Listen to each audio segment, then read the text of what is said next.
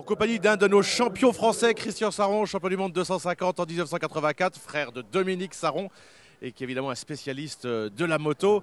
Christian, est-ce que la MotoGP a vécu pendant quelques années, notamment grâce aux cigarettiers, au-dessus de ses moyens? Malheureusement, oui, un petit peu, c'est ce que je crois. Je crois qu'en plus, avec le 4 temps, bon, on a déjà pris quelques mesures pour réduire les coûts, mais je crois que c'est encore trop cher. La course en MotoGP aujourd'hui, c'est trop cher. D'ailleurs, il suffit de regarder le nombre de départs de la catégorie MotoGP. Donc ça reste encore trop cher et il faudrait, je crois, trouver des règlements et des formules qui soient plus abordables et qui permettent à un plus grand nombre d'équipes et de pilotes de participer. Alors Valentino Rossi dit, pour lui, l'erreur des dernières années, c'est d'être passé de 990 à 800 cm3, un équivalent qu'on ne retrouve pas dans les motos qu'on vend dans le commerce. Oui, bon, là, j'ai pas vraiment d'idée précise sur la question. 1000 ou 800, moi, j'aurais préféré les 1000 parce que c'était des vraies motos très puissantes et plus difficiles à piloter que les 800, qui sont apparemment, d'après les rumeurs que j'ai pu avoir, aussi faciles, sinon plus, avec toute l'électronique à piloter que des motos de Superbike. Donc ça, c'est un petit peu dommage, même si ça va plus vite, ce sont des prototypes. Mais oui, rester à 1000 tant qu'à faire, avec des motos, c'est-à-dire le top. Ça doit être des motos difficiles à maîtriser, pas facilement abordables. Bon, c'est plus tout à fait le cas avec les 800. Alors à l'époque de Christian Sarron, ce qui était très très important, et Dieu sait qu'il nous a parlé, c'était les pneumatiques. C'est un championnat du monde moto. Et là, pour la première fois, on va être en manufacturier unique. Votre réaction, Christian? C'est pas un championnat du monde, c'est tout. C'est pas un vrai championnat du monde. Dans un championnat du monde, un vrai, ça doit être ouvert à toutes les marques et à tous les concurrents, dans un règlement et des limites, évidemment avec des règles établies.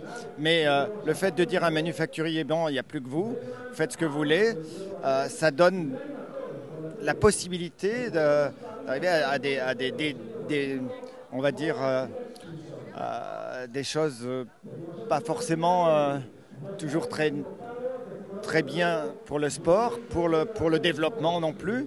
Donc moi je trouve que c'est dommage. Vous avez jamais réussi à gagner le Grand Prix de France. Mike Di Miglio l'a fait l'année dernière devant son public. Oui, bravo Mike Di Miglio. J'espère qu'il va continuer et qu'il va remporter des Grands Prix en 250 pour un jour venir aussi en MotoGP. Moi, c'est ce que je lui souhaite. C'est le meilleur pilote qu'on ait jamais eu en France, à part vous, bien sûr. Moi, je ne veux pas rentrer dans ce débat de comparer une époque avec une autre. Vous le savez, Rémi. Donc, je ne dirais pas ça. C'est un des meilleurs pilotes français du moment. Ça, c'est sûr. Et j'espère, et tout le monde met en lui, moi compris, beaucoup d'espoir pour qu'il fasse des résultats et qu'il porte haut les couleurs de la France. Alors, les couleurs américaines, Ben Spies est venu sur 3 Grands Prix les dernières. Il a fait notamment une très belle 6e place. On ne lui donne pas sa chance. Il va en Superbike, il gagne tout pour l'instant. Est-ce que le MotoGP n'a pas raté un grand pilote?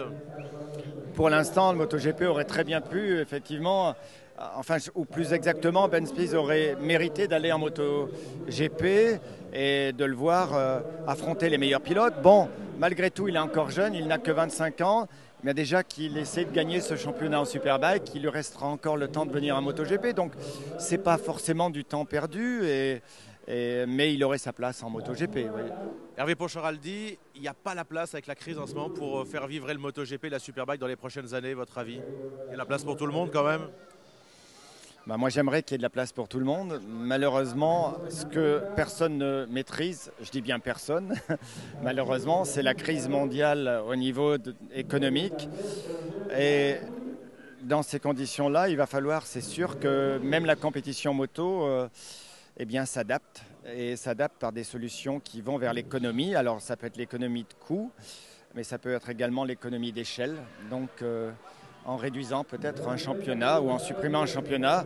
Moi, je ne veux pas prendre parti, simplement peut-être qu'on va être obligé que la course va s'orienter naturellement vers des solutions comme ça. Bon, ça ne sera pas très bien pour le sport moto, mais si c'est incontournable, il faudra s'y faire. Christian, 16, 17, quelquefois 18 pilotes au départ, les 15 premiers marquent des points. Ça rime pas à grand chose à votre époque, c'était pas comme ça. Les points, on vous les donnait pas comme ça, Christian, il fallait aller les arracher. Ouais, à mon époque, on était à peu près une cinquantaine, voire plus, de pilotes engagés à chaque Grand Prix. Et il y en avait seulement, selon les circuits, selon entre 36 et 40 qui prenaient le départ. Donc, c'est-à-dire qu'il y avait plus de pilotes qui se présentaient que de pilotes qui prenaient le départ. On était toujours au maximum de capacité des circuits. Donc, voir effectivement 18 pilotes au départ d'un MotoGP, c'est pas beaucoup. Si en plus on donne des points à tous ceux qui sont à l'arrivée, On pourrait passer à quoi? Les 8 ou 10 premiers méritent des points? voilà, dans un premier temps, mettre les 10 premiers, ça suffit amplement parce qu'on n'est pas là à un concours d'épicier pour collectionner 1 ou 2 points et dire oui, je termine 10e ou 12e ou 8e, alors on peut très bien terminer à chaque fois dernier ou avant-dernier des Grands Prix et être classé dans les 10 premiers. Ça, c'est dommage. Christian, qui va être champion du monde MotoGP, Stoner ou Rossi? Ou un autre?